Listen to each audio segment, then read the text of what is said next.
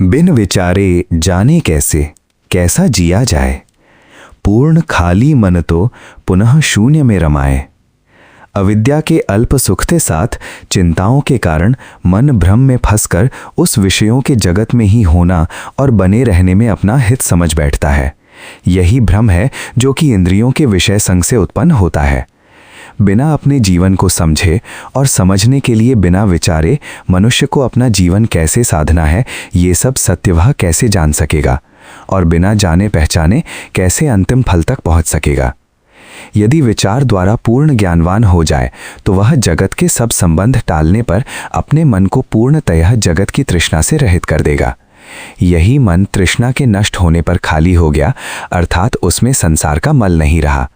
ऐसी खाली या रिक्त अवस्था में जो बोध के साथ इस अवस्था का दुख न मानकर इसमें टिकाव प्राप्त कर सका तो वह बोध युक्त या बुद्ध शून्य में रम जाएगा।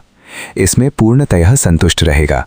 जैसे किसी मकान में कूड़ा करकट भरा पड़ा हो, दुर्गंध युक्त वह घर मनुष्य को अंदर घुसने मात्र से दुखी करे, परंतु यदि इसका सब कूड़ा कबाड़ बाहर पटक दिया जाए, इसे धोकर स्वच्छ बना दिया जाए तो खाली या शून्य मकान रहने योग्य व सुखकारी होता है।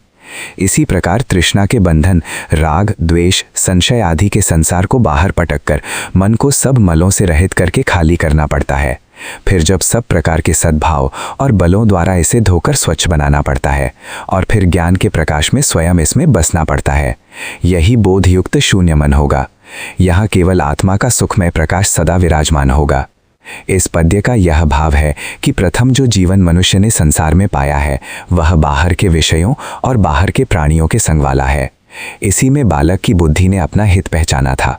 इसी से राग, द्वेष आदि मल या बंधनों से मन भरा भरा सड़ता जाता है। सब संसार के सुख तो समय बदलने पर दुख रूप हो जाते हैं, परंतु तृष्णा उनको छोड़ने भी नहीं देती। यहाँ वही सुख संस्कार या स्मृति में दुख रूप होते होते सड़ने के दृष्टांत द्वारा सूचित किए गए हैं। यही विचार करके हम स्वयं ही इस बाह्य जीवन का थोथापन न समझ सकें तो इसी के साथ ही संसार में बहते रहेंगे, दुख पाते रहेंगे, मिथ्या आशा के अनित्य सुखों पर विश्वास रखते हुए तृष्णा की बेल को ही सींचते रहेंगे, और इन सब का परिणाम होगा अज्ञान और दुख। सांसारिक सुखों की तृष्णा मन में बसाए रखने पर उन्हीं बीते हुए कभी के सुखों की आशा में खोए खोए ज्ञान शून्य चित्त की अवस्था में पड़े रहना ही यहाँ अज्ञान शब्द से सूचित किया गया है। इस अवस्था के चिरकाल तक बहते रहने पर जीव को अपने स्वरूप आत्मा न मिलने पर अपने विनाश की शंकी हो जाती है। इसीलिए आत्मज्ञान शून्य वही जीव फिर जैसा तैसा संस्कारों का ही ज्ञान जगाकर फिर से संसार में ही आत्मभाव पाता है, संसार से मुक्त नहीं हो पाता।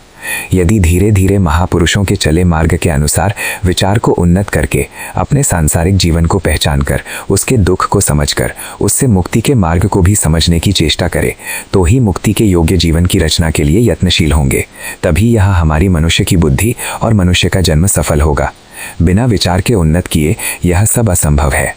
अन्य जीव जंतुओं के जीवन में यह नहीं बन सकता।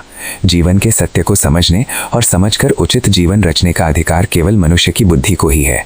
यदि ऐसा जीवन रचा जा सका तो जगत के सब मल बाहर पटकने पर रिक्त या खाली मन बोधयुक्त शून्य अवस्था में भी नित्य कभी न समाप्त होने वाला सुख पाएगा। अर्थात जो मन का मैल या तृष्णा का मल इससे बाहर पटका गया उस सब जगत रूप मल से इस मन को फिर से भरे बिना भी शून्य अवस्था में भी प्रकट बोध या अपने स्वरूप का ही आनंद इस उद्योगी पुरुष को प्राप्त होगा। यही सब इस पद का भावार्थ है। इसी विचार की समुन्नत या उठी हुई अवस्था प्राप्त होने पर उद्योगी साधक अपनी अविद्या को क्षण क्षण टलता देखकर अनंत आनंद, चेतन या ज्ञान आत्मा में विश्राम पाएगा और जीवन काल में ही ऐसी मुक्ति का अनुभव करेगा।